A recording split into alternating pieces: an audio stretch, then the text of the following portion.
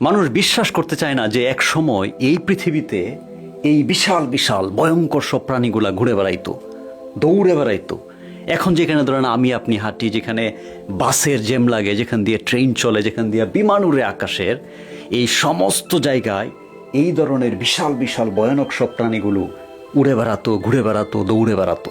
অবশ্য আমি মানুষের দোষও দিই না, কারণ হচ্ছে যে 100, 200, 300 কিংবা 1000, 2000, 3000 বছরের কোনো ব্যাপার না। এটা এই প্রাণীগুলো অর্থাৎ ডাইনোসর যুগের এই প্রাণীগুলো আজ থেকে প্রায় 23 কোটি বছর আগে এই পৃথিবীর বুকে জলে জঙ্গলে আকাশে নানা জায়গায় দাপিয়ে বেড়াতো। এদের কেউ কেউ এতটা ভয়ঙ্কর ছিল, আবার কেউ কেউ এত বিশাল ছিল যে সেটা মানুষ আসলে বিশ্বাস করতে পারে না। যেমন ধরেন এই ডাইনোসরটা, এর নাম হচ্ছে যে আপনার টিরানোসোরাস রেক্স, বা আমরা সংক্ষেপে বলি টিরেক্স, যেটা আপনারা বিভিন্ন সিনেমায় দেখেছেন, জুরাসিক পার্ক কিংবা নানা ধরনের ডকুমেন্টারিতে এই ডাইনোসরটাকে দেখানো হয়। এই ডাইনোসরটা এতটাই ভয়ঙ্কর যে এর যে আপনার দাঁতগুলো, ধরেন আমাদের মানুষের যে হাত, এভারেজ হাতের উচ্চতা হচ্ছে 9 ইঞ্চি, এর এক একটা দাঁতেরই উচ্চতা ছিল প্রায় 12 ইঞ্চি। এরকম 12 ইঞ্চি লম্বা লম্বা দাঁতের সারি নিয়া সে হচ্ছে যে আপনার অন্যান্য প্রাণীকে ধরে ধরে খেয়ে ফেলতো। বিজ্ঞানীরা বলতেছে যে এ যখন ধরেন ইঁদুর জাতীয় বা অন্য কোনো একটা প্রাণীকে ধরে ফেলতো, ধরে যখন কামড় দিত, ওই কামড়ের যে শক্তি, সে যদি আমার হাতে কামড় দেয় তাহলে প্রতি স্কোয়ার সেন্টিমিটার জায়গায় আমি প্রায় 600 কেজি ওজনের চাপ অনুভব করব। ফলে সে যখন এতগুলো দাঁত নিয়ে এইভাবে একটা প্রাণীকে কামড় দিত, চুরমার হয়ে যেত সেই প্রাণীর সমস্ত শরীর। কিন্তু মুশকিলের ব্যাপার হলো এই ডাইনোসরগুলো খুব বেশি দৌড়াতে পারতো না। মাত্র ধরেন 30 কিলোমিটার ছিল ঘন্টায় এদের গতিবেগ। এর কারণ হলো এর শরীরের ওজন ছিল প্রায় 9 টন, এবং সে যখন খুব দ্রুত দৌড়াইতে গিয়া যদি সে পা পিছলে পড়ে যায়, তাহলে তার শরীরের যে ওজন সেইটার চাপেই তার নিজের হাড়গোড় ভেঙে যেত।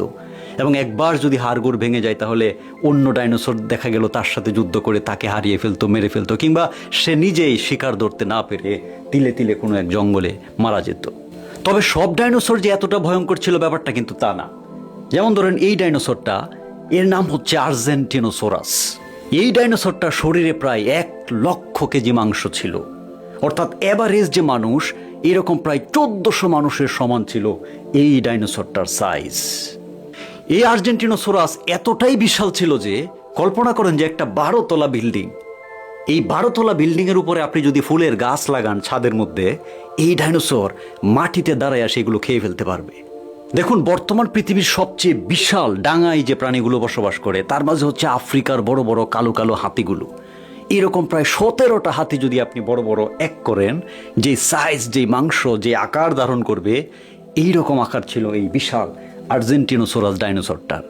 সবচেয়ে ভয়ঙ্কর বিষয় হলো ঠিক ডাইনোসরদের ওই সময়টাতেই পাখির মতো এক ধরনের প্রাণী ছিল। এদেরকে বিজ্ঞানীরা সরাসরি ডাইনোসর বলতে চান না, কিন্তু ডাইনোসর জাতীয় ওই বিশাল বিশাল দেহের অধিকারী ছিল এই পাখির মতো দেখতে প্রাণীগুলো। এদের এক একটার ডানায় ছিল প্রায় আপনার 23 ফুট লম্বা। এখানে ধরেন একজন মানুষ হয়তো বা 6 ফিট, 6.5 ফিট কিংবা 7 ফিট হলেই আমরা বলি কত লম্বা মানুষ। সেইখানে এই প্রাণীগুলোর ডানার দৈর্ঘ্য ছিল প্রায় 23 ফুট লম্বা। দেখুন, আমি জানি যে আজ থেকে প্রায় 23 কোটি বছর আগে এইরকম প্রাণী ছিল এই পৃথিবীতে, যেখানে আমরা ঘুরে বেড়াই, হেঁটে বেড়াই। এগুলো আপনারা অনেকেই বিশ্বাস করবেন না। ঠিক আমারও এরকমই ভাব ছিল, আমিও বিশ্বাস করতে পারতাম না।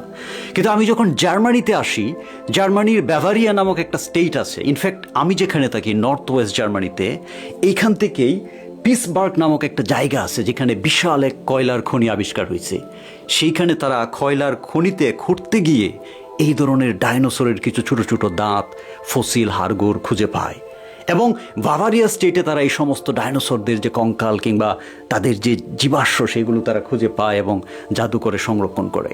আজ থেকে প্রায় 6.5 কোটি বছর আগে বিশাল এক উল্কাপিণ্ডের আঘাতে এই পৃথিবী যখন তছনছ হয়ে যায়, তখনও ডাইনোসরগুলো ছিল, কিন্তু তারা তখন মারা যায়। অধিকাংশ ডাইনোসর তখন মারা যায় এবং কালের গর্ভে হারিয়ে গিয়ে নানা কারণে, প্রাকৃতিক সিস্টেমের কারণে তাদের দেহ মাটি চাপা পড়তে পড়তে পড়তে পড়তে জীবাশ্মে পরিণত হয়। এবং এগুলো বিজ্ঞানীরা এখন সারা পৃথিবীব্যাপী, সেটা হোক সুদূর আর্জেন্টিনা, ইউরোপের জার্মানি কিংবা সেদিকে রাশিয়া, চায়না কিংবা আমেরিকা, নানা জায়গায় খুঁজে পাওয়া যাচ্ছে। এবং সেগুলো এখন জাদুঘরে গেলে দেখা যায়, যেটা দেখার সৌভাগ্য আমার হয়েছে এবং আমি দেখেছি। কিন্তু আমি এই কথাগুলো আপনাদেরকে কেন বলছি জানেন?